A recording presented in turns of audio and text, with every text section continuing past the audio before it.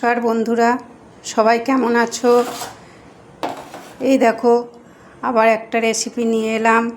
এই যে মিষ্টি কুমড়ো, এটা আগে এই জল বসিয়েছি, এই নেটটার উপরে দিয়ে আগে ভাপিয়ে নেব।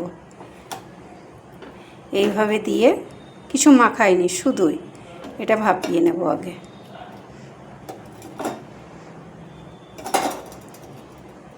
এই যে এইভাবে দিলাম, দিয়ে এবার ওপর থেকে একটা ঢাকা দিয়ে দেব।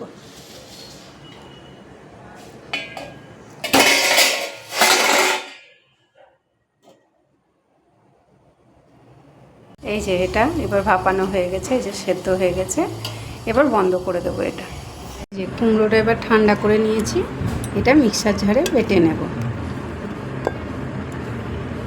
আর সঙ্গে দুটো লঙ্কা আর একটু আদা দিয়ে বাটবো এটা। এই এবার পরিমাণ মতো আটা নিয়েছি, আটার মধ্যে এবার লবণ দেব, আর একটু লবণ দেব, কালো জিরে, সাদা তেল। এটা আগে ভালোভাবে মিশিয়ে নেব। শুকনো উপকরণগুলো সব মিশিয়ে নিয়েছি, এবার এই মাটাটা এর মধ্যে ঢেলে দেব, দিয়ে এটা দিয়ে আগে মাখাবো যতটা লাগবে সেরমভাবে। এই যে এরকম একটা ডো বানিয়ে নিলাম, এটা উপর থেকে একটু তেল দেব, একটু তেল মাখিয়ে এটা কিছুক্ষণ রেস্টে রেখে দেব। এই যে এটা 10 মিনিট মতো রেস্টে থাকলো। এবার এটা ছোট ছোট লই বানিয়ে বেলে নেব।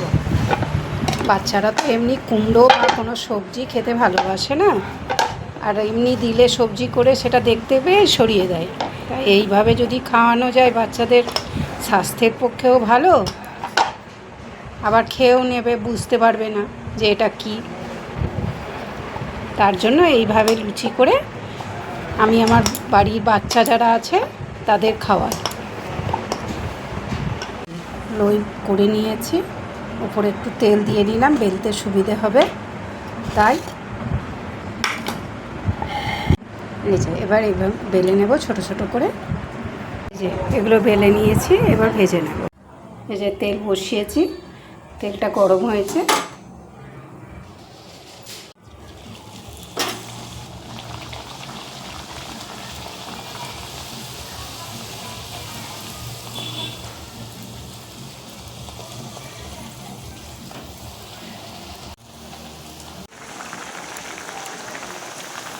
এই দেখো বন্ধুরা,